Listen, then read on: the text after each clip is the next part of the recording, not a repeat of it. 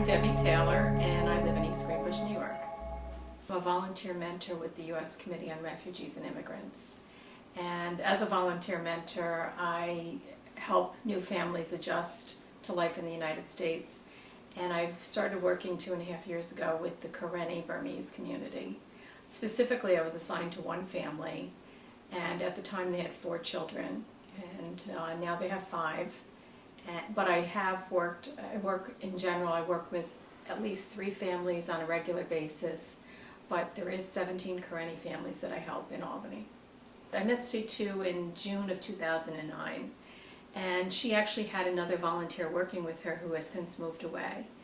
But in order to speak to my family, I needed to speak to her, and she needed to translate, and she does that with all of the families. I came to America, Jersey, 2009, so almost 2 years. Yeah, 2 years or 3 years. Yeah. My husband's name is Ongen. I have 3 kids. The older one name is Tuhima. He's 10 years old. The second one is Nyano Al. She's 8 years old. The third one is Oneu. He is 6 years old.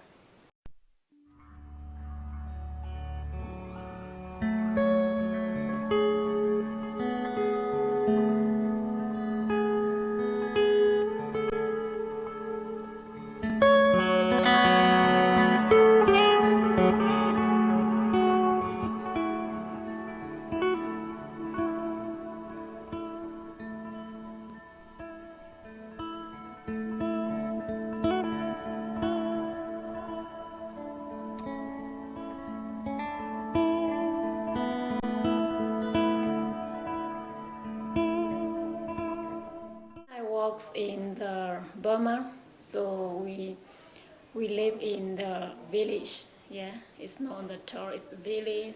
So our hall is we mean the hall is bamboo. So our village we have 100 houses in the village.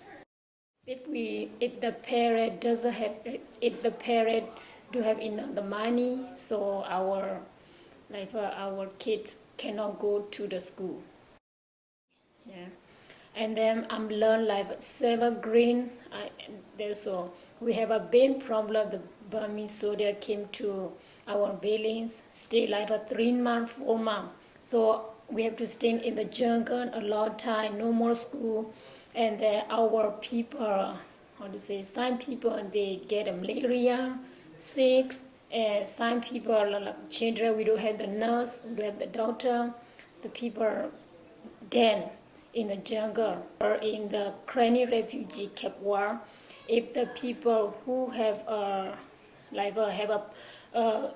run in the jungle, so everybody can go to the refugee camp.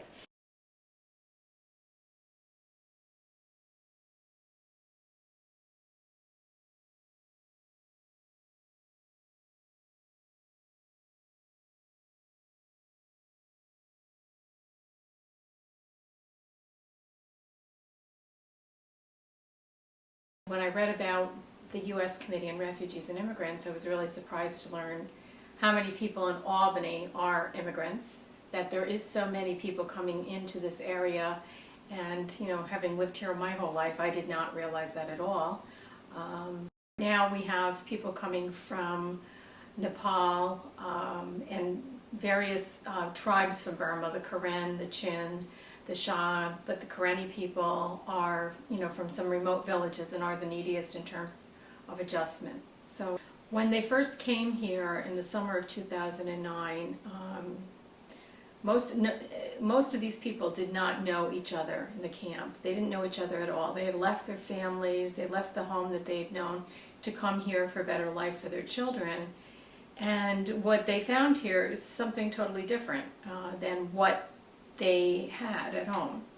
Even though they're given some classes in how to use bathroom facilities, how to use door handles and all of that, it's so foreign to them. They grew up without electricity or running water. So having that change plus the climate change, having the severe winters, was difficult.